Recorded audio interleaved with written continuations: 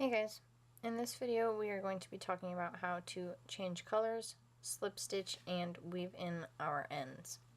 So to easily change colors without really being able to tell right in the middle of your work, you can start your stitch. In this case I'm doing double crochets. So you will work it down until the last two loops are on the hook.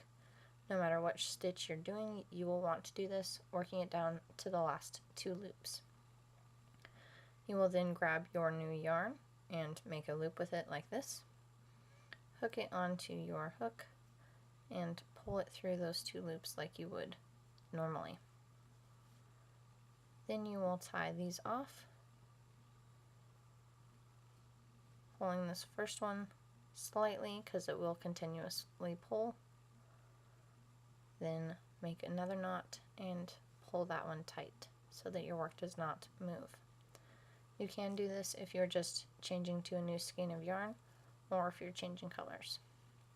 So then to hide these stitches, or to hide these pieces of yarn really nicely, you will just start your next stitch and crochet right on top of those pieces of yarn.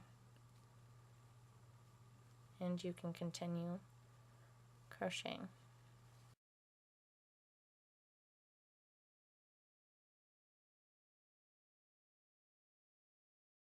So again, to demonstrate that, you will simply work your next stitch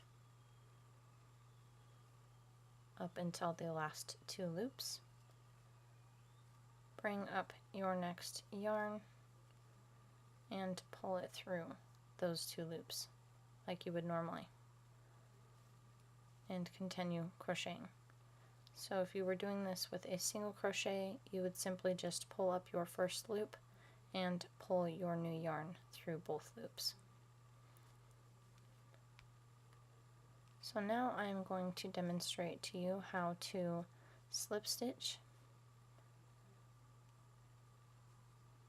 I'm going to do that on a single crochet row with that pink yarn that I was just using so that you can see it really nicely.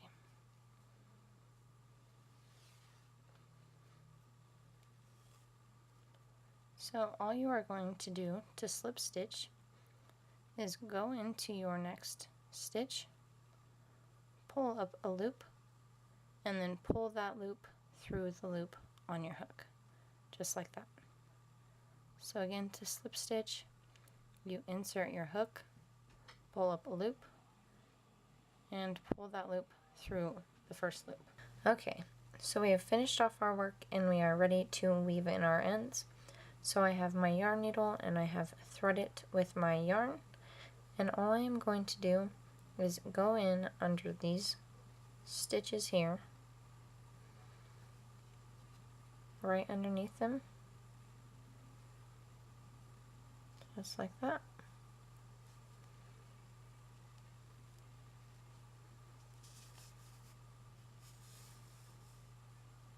And don't pull it too tight.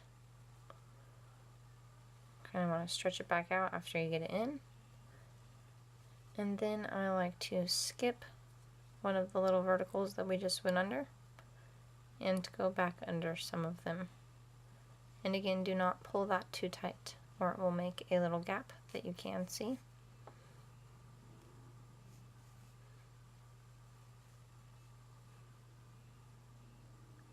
Pull it just like that, and then you will clip that off.